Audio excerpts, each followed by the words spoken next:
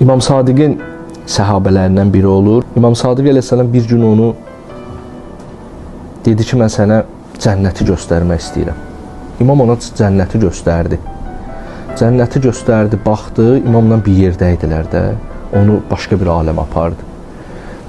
İmam dedi ki, çox xoşun gəldi, dedi ki, yəbnə Rəsulallah, deyildiyi kimi var imiş. İmam dedi ki, qalmaq istəyərsən, dedi ki, qalaram. Dedi, yaxşı, amma bir səhabədən sənə danışım, sonra qərar ver. Dedi ki, buyurun. Dedi, Salmanı da Həzrət Əli bir dəfə apardı. Dedi, Salman gördü cənnəti. Əli əleyhissalam o sualı ona verdi. Dedi ki, Salman, qalmaq istəyirsənsə qal. Dedi, Salman dedi ki, bəs sən? Dedi ki, mən gedirəm, mənim missiyam var. Dedi, sən gedirsənsə, mənim burada nə işim var? Mənim cənnətim sənsən.